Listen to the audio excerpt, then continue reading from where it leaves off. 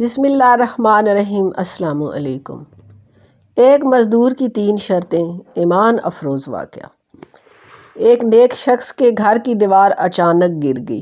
اسے بڑی پریشانی لاحق ہوئی اور وہ اسے دوبارہ بنوانے کے لیے کسی مزدور کی تلاش میں گھر سے نکلا اور چوراہے پر جا پہنچا۔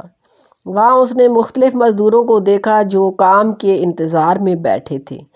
ان میں ایک نوجوان بھی تھا جو سب سے الگ تھلگ کھڑا تھا۔ اس کے ایک ہاتھ میں تھیلا اور دوسرے میں تیشہ تھا۔ اس شخص کا کہنا ہے کہ میں نے اس نوجوان سے پوچھا، کیا تم مزدوری کرو گے؟ نوجوان نے جواب دیا، ہاں۔ میں نے کہا، گارے کا کام کرنا ہوگا۔ نوجوان کہنے لگا، ٹھیک ہے، لیکن میری 3 شرطیں ہیں۔ اگر تمہیں منظور ہیں تو میں کام کرنے کے لیے تیار ہوں۔ پہلی شرط یہ ہے کہ تم میری پوری مزدوری ادا کرو گے۔ دوسری شرط یہ ہے کہ مجھ میں میری طاقت اور صحت کے مطابق کام لو گے۔ اور تیسری شرط یہ ہے کہ نماز کے وقت مجھے نماز ادا کرنے سے نہیں روکو گے۔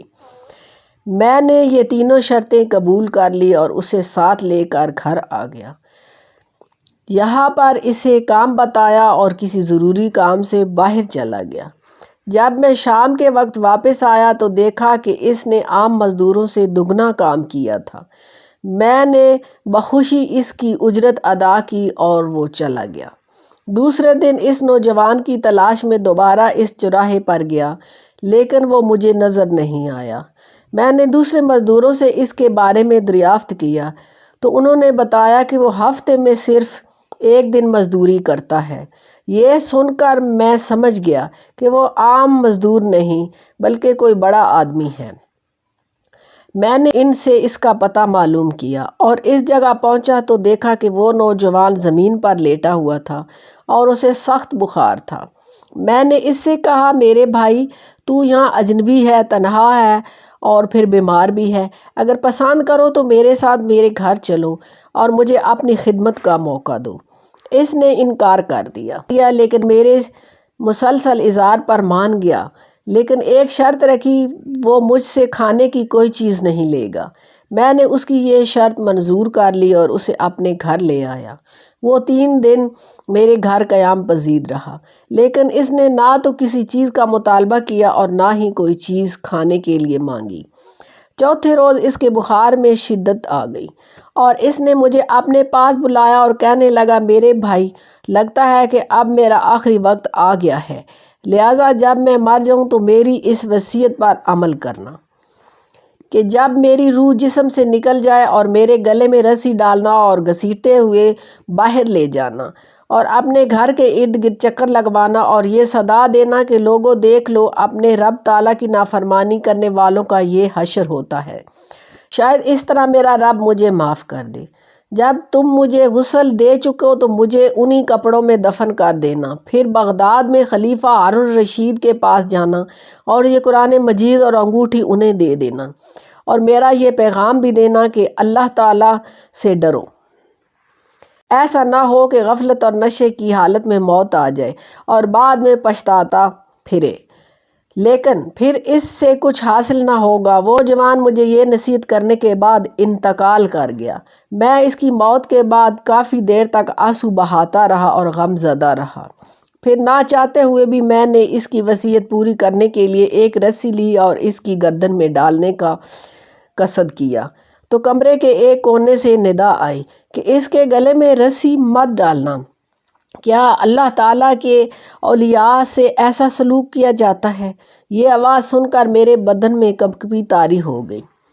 یہ سننے کے بعد میں نے اس کے پاؤں کو بوسہ دیا اور اس کے کفن دفن کا انتظام کرنے چلا گیا۔ اس کی تدفین سے فارغ ہونے کے بعد اس کا قرآن پاک اور انگوٹھی لے کر خلیفہ کے محل کی طرف روانہ ہو گیا۔ وہاں جا کر میں نے نوجوان کا واقعہ ایک کاغذ پر لکھا اور محل کے داروغہ سے اس سلسلے میں بات کرنا چاہی تو اس نے مجھے جھڑک دیا اور اندر جانے کی اجازت دینے کے بجائے اپنے پاس بٹھا لیا۔ آخر کار خلیفہ نے مجھے اپنے دربار میں طلب کیا اور کہنے لگا، کیا میں اتنا ظالم ہوں کہ مجھ سے براہ راست بات کرنے کے بجائے رقیہ کا سہارا لیا؟ میں نے عرض کیا، اللہ تعالیٰ آپ کا اقبال بلند کرے۔ میں کسی ظالم کی فریاد لے کر نہیں آیا بلکہ ایک پیغام لے کر حاضر ہوا ہوں۔ خلیفہ نے اس پیغام کے بارے میں دریافت کیا تو میں نے وہ قرآن مجید اور انگوٹھی نکال کر اس کے سامنے رکھ دی۔ خلیفہ نے ان چیزوں کو دیکھتے ہی کہا، یہ چیزیں تجھے کس نے دی ہیں؟ میں نے عرض کی، ایک گارا بنانے والے مزدور نے۔ خلیفہ نے ان الفاظ کو 3 بار دہرایا، گارا بنانے والا، اور رو پڑا۔ کافی دیر رونے کے بعد مجھ سے پوچھا، وہ گارا بنانے والا اب کہاں ہے؟ میں نے جواب دیا، وہ مزدور فوت ہو چکا ہے۔ یہ سن کر خلیفہ بے ہوش ہو گیا اور بے ہوش ہو کر گر گیا اور عصر تک بے ہوش رہا۔ میں اس دوران حیران پریشان رہا اور وہاں ہی موجود رہا۔ پھر جب خلیفہ کو کچھ افاقہ ہوا تو مجھ سے دریافت کیا، اس کی وفات کے وقت تم اس کے پاس تھے؟ میں نے اس بات میں سر ہلا دیا اور کہنے لگا، اس نے تجھے کوئی نصیحت بھی کی تھی؟ میں نے اسے نوجوان کی وصیت بتائی اور وہ پیغام بھی دے دیا جو اس نوجوان نے خلیفہ کے لیے چھوڑا تھا۔ جب خلیفہ نے یہ ساری باتیں سنی تو مزید غمگین ہو گیا اور اپنے سر سے عمامہ اتار دیا، اپنے کپڑے چاک کر ڈالے اور کہنے لگا، اے مجھے نصیحت کرنے والے، اے میرے زاہد پارسا، اے میرے شفیق۔ اس طرح کے بہت سے لقبات خلیفہ نے اس مرنے والے نوجوان کو دیے اور مسلسل آنسو بھی بہاتا رہا۔ یہ سارا معاملہ دیکھ کر میری حیرانی اور پریشانی میں مزید اضافہ ہو گیا، اور خلیفہ ایک عام سے مزدور کے لیے اس قدر غم زدہ کیوں ہے؟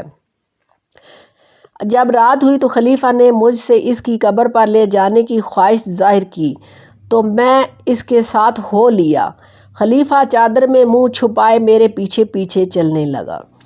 جب ہم قبرستان پہنچے تو میں نے ایک قبر کی طرف اشارہ کر کے کہا، عالی جا، یہ اس نوجوان کی قبر ہے۔ خلیفہ اس کی قبر سے لپٹ کر رونے لگا۔ پھر کچھ دیر رونے کے بعد اس کی قبر کے سرہانے کھڑا ہو گیا اور مجھ سے کہنے لگا، یہ نوجوان میرا بیٹا ہے۔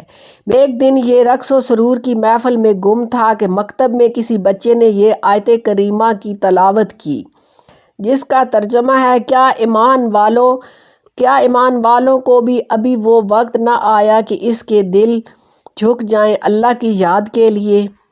جب اس نے یہ آیت سنی تو اللہ تعالیٰ کے خوف سے تھر تھر کانپنے لگا اور اس کی آنکھوں سے آنسو کی جھڑی لگ گئی۔ یہ پکار کر کہنے لگا، کیوں نہیں، کیوں نہیں، اور یہ کہتے ہوئے محل کے دروازے سے باہر نکل گیا۔ اس دن سے ہمیں اس کے بارے میں کوئی خبر نہ ملی، یہاں تک کہ آج تم نے اس کی وفات کی خبر دی ہے۔ اللہ حافظ۔